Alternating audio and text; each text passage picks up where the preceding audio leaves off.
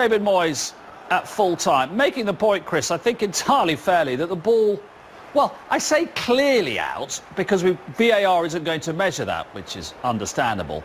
But you were there, Don, and we're watching on the telly, and I think we can say the ball's obviously out, isn't it? Well, actually, there's no evidence to say that the ball was out of play. What we've looked at apart is some from our eyes. Yeah, there's some technology that demonstrates that to us. Well, some technology's picked it up. Some technology, yeah, that's right. No, what I'm saying is there's some technologies. It's sort of the virtual stuff when you look at it. But unfortunately, with VAR, it doesn't have the technology to actually detect that. So we've not got the machinery to detect that ball was a yard out of play. No, you'd only got it on the goal line. What's the linesman doing? Right. Why is the linesman obsessed with Bruno Fernandes not looking at the ball? Because it's gone over David Moyes' head, who's standing a yard off the pitch. I'll demonstrate it for you if you wish. Yeah. Oh, demonstration. Please. So, here we go. The linesman is stood, or the assistant referee stood on the touchline with the flag in his left hand. The touchline's here. Yep. So he's watching the ball. Yep. As soon as the ball's played, yep, he clicks in then because he's thinking offside. So then he turns and he's running down touchline to look for the offside. What he doesn't see is the ball make that arcing motion. But wouldn't you check ball before offside? Well, everything. Well, he can't be offside. You see the ball from his own. Well, the ball's played. So once the ball's played, he's then looking at: is there an offside? Is there a next phase of play? Has somebody passed it to someone else? Oh, okay. And he's turned and gone. And then when he's running down the touchline, the ball makes that slight arcing motion, so it's been missed. So the first port of call for him when a ball's played forward is anybody offside? Well, what he's got to be in line with that second rearmost defender. Yeah. Okay. So when the ball's played, he's actually looking. It's that 3D effect where you're looking and listening and watching for the balls we played, and then he turns and he's on his way. See, I would have thought if you're asking me which order you would do that in, offside or ball out of play, I would have thought it would be ball out of play first. But you've gone. Because if that ball stays in play, then it's offside. If it's out of play, you don't even worry about offside. Exactly. It's actually looking at where the ball actually goes out of play, because when it's kicked, probably it goes for 15, 20 metres and it's still in play. But as an assistant referee, you're homed in on that second rearmost defender for the offside, and that's where you prioritise. As I said, though, the VAR doesn't pick that up. If you think about if it was a corner kick and it made the same motion, we've got the cameras on the goal line and it would pick it up. It's like a goal. It's like a goal or a cross. As a footballer, we always say stop the problem at source. So stopping the problem at source is watching where the ball is. I would have thought so. So if the ball goes out of play, then you haven't got a problem with the offside. I think it's pretty harsh on West Ham, that, isn't it? I mean, it's a brilliant finish from Pogba. Yeah. It's a fantastic finish from Pogba, looking at the way that he scores. But it's pretty harsh on West Ham. But still, getting the power on the side foot there, Dion. See, it's a long way out as well. I like the way that Fernandes he's just rolled it. He's taken a bit off the pass, Fernandes, and he's just rolled it onto his right foot so he doesn't have to break stride. And we know Pogba's got that in his locker from both sides. That's a really good finish. It's outside the post and brings it back in again. Pogba said in the interview afterwards, or he has said in an interview this week, that he has had COVID and it really taken it out of him physically, which it does, of course. So we've got to believe Do we need to? Yeah, exactly. No, of course we have to start actually playing this in to our reporting, our narrative of Pogba this season. Difficult though, Mark, because when you're watching the game, and I was there obviously commentating on the game, and Pogba was awful for 45 minutes. Declan Rice looked like a Rolls Royce playing against him, and Souček. And Paul Pogba and Scott McTominay done nothing in the first half. And me and Dion have been in the conversations and the shouting matches at half-time when your team, Ollie's team, were horrendous for 45 minutes. And I could imagine, I could literally take myself off the gantry, put myself in the United dressing room, and Ollie would have said, "Yous lot were a disgrace," and I could have taken any one of yous lot off, apart from Wan-Bissaka. Apart from Wan-Bissaka, I could take anyone off.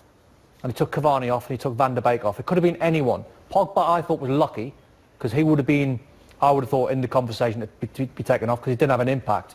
Well, then as soon as Bruno come on in the second half, the half-time, United just a completely different side. Pogba started having a worldie game, started dominating, then Declan Rice had a knock-on effect. Juan Mata was influential in the third goal. I mean, and Greenwood for 2-1. Greenwood for 2-1. How hard is this touch to set himself up? Rashford's pace. I said it, Mark. This is the hardest.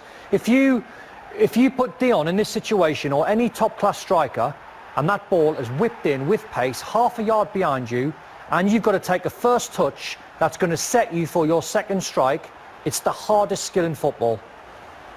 That is, the striker's good, but the first touch is Messi-like, it's Ronaldo-like, it's all the top players in the world, and not many could pull that off. Very Aguero, isn't it? It's very Aguero. It's so difficult to do as well, and that ball's bounced. Bergkamp-esque as well. It is, yeah. Well, it is. Well, really very difficult. quickly, in the game, exactly the same thing happened to Sebastian Haller in the first half, and he couldn't control it. Yeah. Doesn't make Haller a bad player. No. It's just the skill, the tariff of that skill is so high. No, it is. So where on earth do we go now with Manchester United?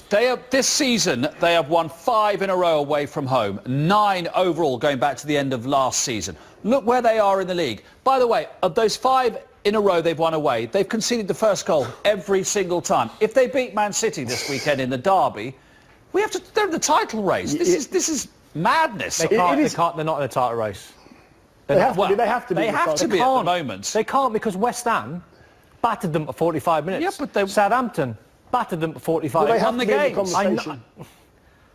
I'm trying to look at the bigger picture, because No, I know. they are Put in the the league table up again, please. They are in the conversation because of where they are in the league, Yeah. and they are in the conversation because I will agree they've got character. Because when you go behind, to have that inner belief and have 9 wins on the spin away from home, of course they've got to be in the conversation. But they can't keep doing that every single week. No, listen, you're right. No, agreed. Do you know what the truth is? You're right, we're right, Yeah. everybody's right, Yes. because we don't know. And when they have Bruno Fernandes, who has, in terms of assists and in terms of goals, is top of the list since he arrived on the 1st of February. He had 8 assists in the second half. He only played 45 minutes, he had 8 assists. Are they a one-man team? I mean, they're not. Have we fallen off air? I mean, they're not, but they are. Yeah, exactly. Because they all come alive, because Greenwood comes alive. Greenwood didn't have a kick, you know, when he was on the pitch in the first half. Cavani had no service whatsoever. Martial didn't look interested in the game. Scott McTominay, good player, got overrun in midfield. They all did. You know, we're having a bit of fun here, but exactly what we've just said. I've said, are they a one-man team? You went, yes, but they're not. Are they in the title race? Yes, but they're not. It says it all, doesn't Because it? we don't know. About this season. About this team. About Manchester Because we United. don't know where they're at. We've no idea where they're at. I mean, You know what? It's Anything one of this them. weekend It's against one of Man them. City. It's one of them where you ask a United fan and they go, we're in the title race. Yes. Ask anyone else and they go, no, you're not. Yeah. It's just. And the Man City game this weekend, they might win 3-0, they might lose 3-0, it might be 3-all. And then We have no Can't idea, call it, do can we? you? Can't We've got call Leipzig it. midweek in the You Champions know, League. in the which is a way, must-win okay, game. let's do it this way. In the way that we contrast them with Tottenham, who know what they're doing, who are very solid defensively, who can play well on the counter, who are so sure of their approach. Man United is like, well, hey, what do we do now? I know, they're bizarre. Yeah. And they're bizarre to watch, because when you're watching the game, and what we didn't see was all the chances that West Ham created. Yeah. You know, Fornals hit the post. West Ham score.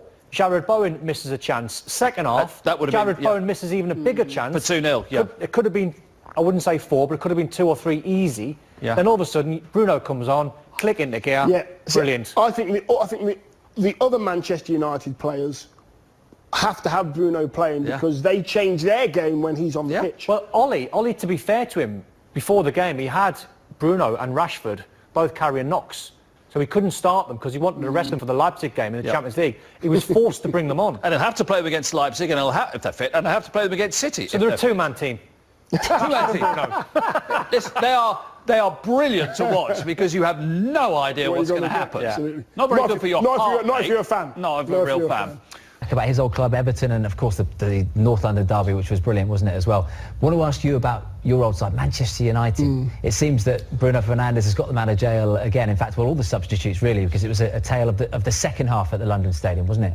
Yeah, I don't know, it's his quality. It's just he's fearless, isn't he? On the ball, he seems to get the ball in areas where he'll always try something, and you know, it wasn't the best of starts for United, you know what I mean? They defending at the moment seems to be a huge problem for them, concentration-wise, but they seem to find their form late on in games, the substitutions. That ball from Mata there is absolutely fantastic, and the calmness here of Rashford just to dink it over the keeper. And the yak will tell you when you're in that situation or in that position, you're going one-on-one with the keeper, you have to think quickly, don't you? Well, as soon as you're there, you have to be clever, you know. You have to do it so quick. I wish I played with Fernandes. I would score goals. Speaking of Bruno Fernandes, we have some an interesting graphic here to show you. Since he made his debut on February the 1st, he's been involved in more goals than any other player in the Premier League. So take a look at this. He's above the likes of Harry Kane. It's quite remarkable what he's achieved since he arrived. Yeah, again, to go to Manchester United and to, you know, hit the ground running, not many players have done that, I've got to tell you.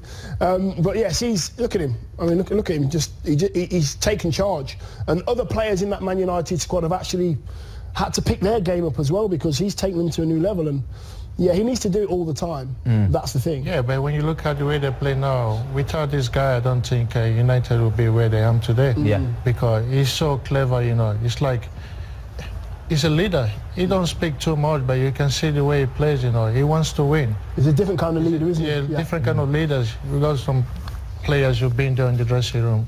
We got Phil Neville, you know him already. He's always shouting. He's always shouting. You know.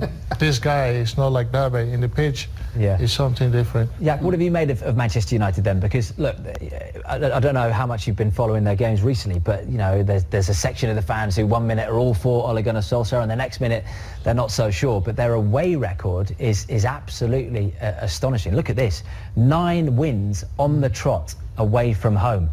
May not be as great at Old Trafford, but they're still the 5th in the Premier League, yeah. Yeah, maybe they need to play more away games than the home games, you know.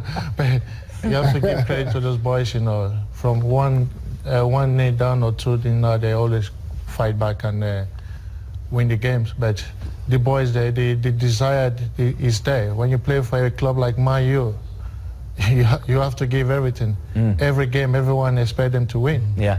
So they have to show that from the beginning. Not second half is so good. First half sometimes is really bad, but second half is being good.